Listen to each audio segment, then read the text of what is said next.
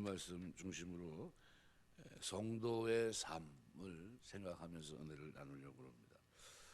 출애굽에서 광야에서 백성들을 지도할 때 일어났던 일이고, 이 사건은 출애굽기 18장에 이미 한번 얘기했던 내용입니다. 수백만이 함께 생활할 때 여러 가지 문제들이 있을 수 있습니다. 그래서 오늘 본문에서는 나 홀로 어찌 능히 너희의 괴로운 일, 너희의 힘겨운 일, 너희의 다툰 일을 담당할 수 있을까?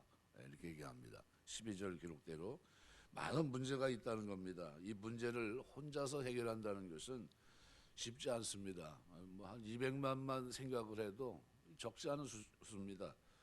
장인 이드로가 고면합니다. 혼자 애쓰지 말고 백성 중에서 지혜 있는 자를 선택해서 작은 문제는 저들이 해결하고 큰 문제만 당신이 해결하면 어떻겠습니까? 이게 받아들입니다.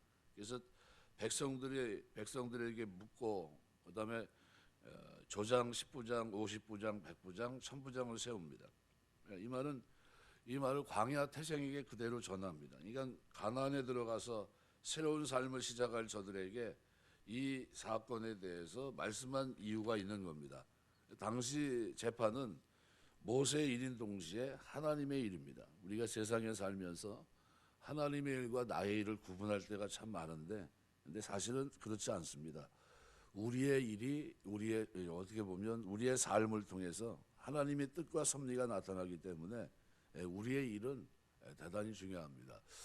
요한복음 9장에 보면 소경에 대한 이야기가 기록이 되어 있는데, 제자들이 소경의 이 모습을 보면서 누구 죄 때문입니까? 부모 죄 때문입니까? 아니면 저 사람 죄 때문입니까? 이렇게 물어봐요. 그때 주님이 대답을 하면서 하나님의 일을 하고자 하는 것을 나타내려 하는 것이다, 이렇게 말씀합니다. 하나님이 하실 일이 있기 때문에 소경으로 태어났다는 거죠. 그러니까 소경의 삶을 통해서도 하나님이 하실 일이 있다면 하물며 나를 통해 하나님이 하실 일이 없겠습니까? 우리 교회에서 섬기며 살 때 나라고 하는 개인이 굉장히 중요합니다. 나를 통해서 하나님이 뭔가를 하고 계시다. 온 세상 사람들이 나를 필요 없다 할지라도 하나님은 나를, 구원받은 나를, 거듭난 나를 필요로 하십니다. 이게 우리 구원받은 백성입니다. 우리가 존재하는 자체가 하나님이 하실 일이 있다는 것을 의미합니다. 나는 아무짝에도 쓸모없어 보이는데 그건 내 생각이고요.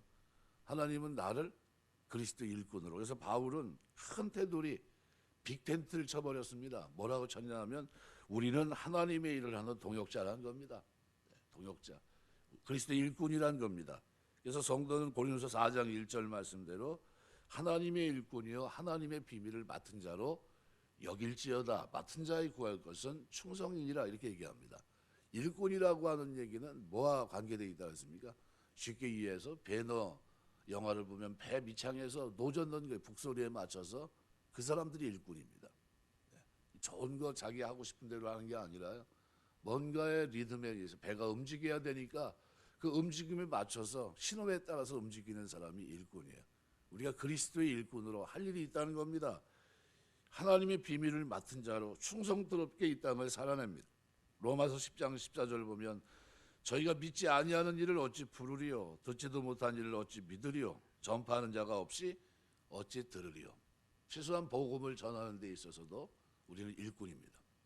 우리가 전하지 않으면 들을 수 없고, 듣지 못하면 구원받지 못합니다. 이 복음을 전하는 자의 발이 아름다운 겁니다. 그래서 복음 전파하는 사람이 꼭 있어야 되는데, 하나님이 이 일을 위해서 그리스도의 비밀을 맡은 자로, 일꾼으로 오늘 우리를 부르셨어요. 그 형편의 처지는 다 다릅니다. 그런데 하나님이 꼭 있어야 될 사람으로 우리를 생각하신다는 거죠. 이 세상에는 부자와 나사로 비유에 기록한 그대로 결론이 뭡니까? 저 살려서 다시 돌려보내면 내 형제 5, 그들이 나 있는 이곳에, 고통받는 이곳에 오지 않을 겁니다. 아브라함이여 저를 다시 살려서 보내주십시오 그랬더니 세상에는 모세와 선지자들이 있느니라, 이렇게 얘기합니다. 모세와 선지자는 누굽니까? 하나님의 뜻 가운데 일꾼으로 부름받은 사람들, 선지자가 됐든 사도가 됐든 교회 직분을 맡은 자가 됐든 그런 사람입니다. 전도자의 이야기를 듣고 회개치 않으면 죽었던 나사로가 다시 돌아가 전한다 할지라도 듣지 않을 거다. 그러니까 이 세상 속에는 누가 있는 겁니까? 저와 여러분이 있는 거예요. 저와 여러분이. 그러니까 정체성을 분명히 해야 됩니다. 내가 전하지 않으면 그죠? 아무리 좋은 조건에 있다 할지라도 그 사람은 천국 갈 수 없다는 거예요. 내가 전하면 그들이 지옥에 가지 않겠지만, 그러니까 우리 할 일이 있는 겁니다. 그래서 그런 의미로 본다면 성도의 삶의 방법을 그럼 이 땅에서 어떻게 살아야 되느냐라는 거죠. 오늘 본문을 대할 때 첫 번째는 서로 협력하시길 주의 이름으로 축원합니다. 예. 그래서 마가복음 2장 1절 이하에 보면 중풍병자 어떻게 할 일 못하면 사람이 많으니까 이렇게도 못하고 저렇게도 못하고 근데 몇 명이 협력합니까? 네 구덩이를 그죠? 들것에 실은 것처럼 네 명이 협력해서 지붕을 뜯고 그리고 예수님 발 앞에 내립니다. 그래서 그걸 보시고 어떻게 고쳐주십니다. 기적의 역사가 일어나요. 모세는 나 혼자 너희 짐을 질 수 없다. 오늘 9절에 그렇게 얘기합니다. 나 홀로 어찌 능히 너희의 괴로운 것, 너희의 무거운 것, 너희의 다툼을 담당할 수 있겠느냐. 민수기 4장에 보면 성막 봉헌하는 데 있어서 고핫 자손, 그죠? 게르손 자손, 무라리 자손이 각각 하는 일이 틀립니다. 지성물을 운반했고 성막의 앙장과 회막덮개, 뜰의 휘장을 관리했고 널판과 띠, 기둥, 받침들을 운반합니다. 각각 틀려요. 그런데 협력해서 움직여져야 또 다른 곳에 성막을 세울 수 있었던 겁니다. 협력에 나누어서 일을 했던 겁니다. 우리가 내가 할 일이 있고 내가 도와줄 일이 있고 내가 잘하는 일이 있고 내가 못하는 일이 있습니다. 잘할 수 있는 거 그게 달란트입니다. 그거 가지고 땅에 묻어놓지 마시고요. 협력하며 일하게 되시길 주의 이름으로 축원합니다. 나는 다른 건 못하는데 이건 잘합니다. 이거는 이건 내가 섬겨줄게. 이렇게 돼야 되는 겁니다. 로마서 16장에 보면 바울의 사역에 도움을 줬던 사람들, 협력자들이 이름이 쭉 기록되어 있습니다. 저들 가운데는 바울이 직접 전도한 사람도 있고요. 자기 가정을 예배 처소로 제공한 사람도 있습니다. 그런데 정작 중요한 봉사는 바울로 하여금 주의 일을 하도록 도와준 사람들입니다. 최선을 다해서 그 길을 갈 수 있도록 협력해 준 사람이에요. 그 사람이 누굽니까? 기도하는 동역자예요. 그러니까 우리가 보통 저 사람이 어떻게 살았는지를 알 수 있는 간음자처럼 역할하는 게 뭐냐면 결혼식입니다. 장례식. 가보면 부모나 본인이 어떻게 살았는지를 우리가 대충 가늠할 수가 있어요. 남을 많이 도와주면서 살아갔던 사람은 자신도 어려울 때 도움을 받지만요. 남이 그렇게 어려운데도 도와줄 사람 전혀 관심 없이 살았던 사람은요. 자기의 공고한 속에서도 도움을 받지 못합니다. 세상은 혼자 살지 못합니다. 교회도 마찬가지예요. 하나님의 일도 마찬가지고요. 기도하면서 우리가 그런 기도를 하나님 금년 한 해뿐만 아니라 살아가는 동안 내가 복음 안에서 일꾼으로 동역자로 섬기는 자로 살아갈 수 있도록 하나님 협력자로 살아갈 수 있도록 하나님 나를 붙들어 주옵소서 기도하시고 그런 은혜가 있게 되시길 주의 이름으로 축원합니다. 그래서 기도하면서 하나님 내가 이 부분은 내가 참 잘할 수 있고 하는 이 부분은 기도하면서 하나님 내가 이 부분으로 내가 섬기겠습니다. 이렇게 물어봐야 돼요.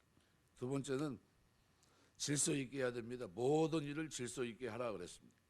하나님은 질서의 하나님입니다. 하나님의 의를 이루는 데 있어서 질서는 가장 기본적입니다. 고린도 교회가 은사의 잘못된 사용으로 인해서 무질서와 혼란에 빠지게 됐을 때 질서를 유지하기 위해서 사도 바울은 모든 것을 질서대로 하라. 고린도서 14장 40절. 우리가 질서대로 하라는 이 용어는요. 군사 용어입니다. 우리가 하나님의 도움을 구할 때 하나님 우리를 돕는다고 야곱의 하나님이 도우신 이 도움 에즈라라는 그것도 군사 용어입니다. 어떻게 돕겠다는 겁니까? 전쟁이 나서 위기 때마다 건져주는 거예요. 필요한 거 공급해 주는 겁니다. 그렇게 도우십니다. 마찬가지예요. 우리가 하나님 일을 갈 때 하나님이 우리 질서 있게 하라는 건 군대 용어입니다. 군대 용어. 모든 일을 질서 있게 하라는 겁니다. 군인만큼 질서, 그죠? 정형한 곳이 없습니다. 자기 목숨이 왔다 갔다 하는 그 전쟁터에서요. 지휘관의 지휘에 따라서 움직입니다. 돌격 앞으로 하면 돌격 앞으로 하고 있고요. 총 쏘라면 총 쏘고 있고요. 후퇴하라면 후퇴합니다. 이게 자기 생각대로 움직이는 게 아니라 거기 누가 있어요? 지휘관이 있습니다. 지휘관. 이 지휘관의 명령에 따라서 움직입니다. 개인적인 독주를 삼가고 다른 사람들을 수용하라는 뜻입니다. 공동체의 덕을 세우기 위해 항상 개인의 주장을 자제하고 교회 머리 대신 예수 그리스도를 중심으로 질서 있게 하라는 겁니다. 나를 이걸로 세웠으니까 이 정도 믿음의 분량에 맞게끔 그렇게 생각하고 행동하는 게 맞습니다. 데살로니가서 3장 11절에 보면 바울은 규모 없이 행하여 도무지 일하지 아니하고 일만 만드는 자를 책망했습니다. 내 마음대로 한다고 하는 것은 이건 무서운 심판입니다. 일종의 심판이에요. 로마서 1장 24절에 보면 하나님께서 저희를 마음의 정욕대로 더러움에 내어버려 두셨다. 육입니다. 버린 거예요. 더 이상 넌 내가 아무리 얘기해도 말을 안 들으니까 너는 그냥 내팽개 치겠다는 겁니다. 이게 너무나 무서운 겁니다. 그래서 로마서 1장 말씀에 보면 26절 27절 보면 이 때문에 하나님께서 그들을 부끄러운 욕심에 내버려 두셨으니 곧 그들의 여자들도 순리대로 쓸 것을 받고 영리로 쓰며 그와 같이 남자들도 순리대로 여자 쓰기를 버리고 서로 향하여 음욕이 부리듯하며 남자가 남자와 더불어 부끄러운 일을 행하여 그들의 그릇 때문에 상당한 보응을 그들 자신이 받았느니라. 내어버린 결과입니다. 하나님이 모른 척하는 게 아니라 포기한 겁니다. 육입니다. 버렸다는 거예요. 그만큼 무섭습니다. 하나님은 질서를 기뻐하십니다. 순리를 축복하십니다. 순리대로 살아야 됩니다. 그래야 건강하고 양심이 더럽혀지지 않습니다. 희생적인 일을 할지라도 질서를 지켜야 하나님이 축복하십니다.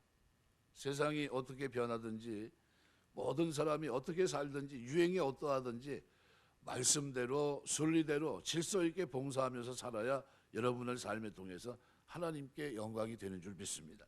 살아가면서 하나님의 교회에서는 질서입니다. 질서. 모든 일을 질서로. 그래서 장을 세우는 겁니다.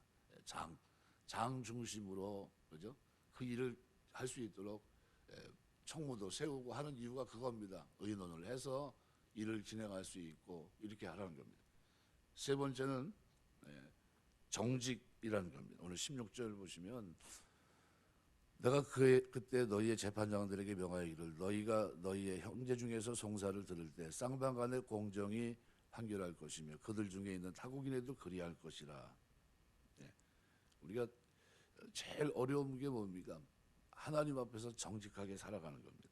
영국 속담에 하루를 행복하려면 이발을 하고 일주일을 행복하려면 결혼을 해라. 한 달을 행복하려면 말을 사고 일생을 행복하려면 정직하라라는 명언이 있습니다. 다윗은 시편 51편 10절에서 내 안에 정직한 영을 새롭게 해달라고 표현합니다. 우리에게 진짜 기도하면서 필요한 것이 뭘까요? 하나님 앞에서 올바르게 세워져 있는 겁니다. 우리 신앙생활도 그렇습니다. 시편 84편에서 고라자손의 시를 보면요, 11절에 이렇게 말합니다. 여호와 하나님은 해요 방패시라. 여호와께서 은혜와 영화를 주시며 정직하게 행하는 자에게 좋은 것을 아끼지 아니하실 것입니다. 하나님이 저와 여러분에게 정직한 자에게 주시는 좋은 것을 아끼지 않는 축복이 있게 하시길 주의 이름으로 축원합니다. 이 왕의 신분이었지만 나단 선지자의 지적에 다윗은 정직하게 자기 죄를 인정합니다. 결국 하나님께서 그의 죄를 용서하셨고요. 그 정직한 그를 하나님은 내 마음에 합한 자로 받아주십니다. 탈무드에 보면 한 할머니가 백화점에 가서 외투를 샀는데 외투 안에 주머니에 보니까 보석이 들어 있습니다. 얼마나 좋았겠습니까? 이거는 거저 산 거네 이렇게 생각할 수도 있을 겁니다. 그런데 아이를 붙잡고 다시 갑니다. 가서 그걸 돌려줘요. 아이를 보는 앞에서. 그래서 뭐를 했냐면 아이에게 정직을 가르칩니다. 이건 내게 아니다. 이거는 이 사람 주인이 따로 있을 거다. 그 주인에게 돌려줘야 된다. 그래서 가르쳐줍니다. 보석을 내온 것은 아까울지 모르지만 그 보석보다 평생을 살면서 몇백 배 더 중요한 정직을 가르친 겁니다. 아이에게 정직을 가르쳤어요. 그리고 가서 그것을 돌려주고 돌아오면서 누가 부모님이 뿌듯해하는 겁니다. 내가 내 자식에게 가장 귀한 삶의 지혜를 가르쳤다. 이 탈무드는 정직을 말합니다. 우리 그리스도인들이 이 땅에 살면서 어떻게 살아야 됩니까? 정직하게. 그래서 시편 15편은 여호와의 성산에 오를 자 누굽니까? 그래서 정직하게 행하며가 첫 번째예요. 정직하게 행하면. 우리가 하나님 말씀을 따라 살아갈 때 이 땅에 진짜 남을 생각하고 위로할 뿐만 아니라요, 협력자로 사는 것도 중요하고 질서 있게 사는 것도 중요하지만 진짜 중요한 거는 정직하게 사는 겁니다. 하나님 말씀을 따라 누가 보든지 안 보든지 신전의식을 가지고 최선을 다해 정직하게 사는 것, 이것이 그리스도인들의 삶입니다. 말씀을 맺겠습니다. 모세는 이렇게 이 일들을 일어나는 과정 속에서 두령들을 세워서 협력자가 되게 했고 질서 있게 했고요. 그리고 공의를 행하며 정직하게 행할 수 있도록 하셨습니다. 우리 똑같습니다.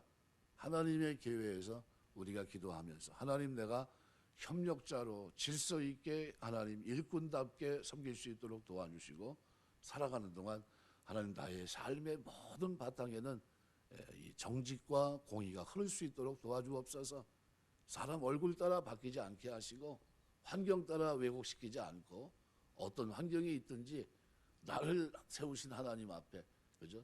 너의 소용 가치가 있기 때문에 하나님이 나를 일꾼으로 부르셔서 지금 나를 세우셨는데, 소경도 이 땅에 와서 할 일이 있고 하나님 영광을 드러낼 일이 있다면 나에게 주어진 달란트 땅에 묻어놓지 않고 이 땅에 사는 동안 하나님의 일꾼으로, 동역자로, 협력자로, 정직한 자로 살아갈 수 있도록 도와주셔서 나를 통해 하나님이 나타내고자 하는 일들을 이 땅에 나타내며 살 수 있는 축복이 금년 믿음의 생활 속에 있어질 수 있도록 축복해 주옵소서. 이렇게 기도하시고, 그런 은혜가 저와 여러분의 믿음 생활 속에 늘 넘치게 되시길 주의 이름으로 축원합니다. 기도하겠습니다.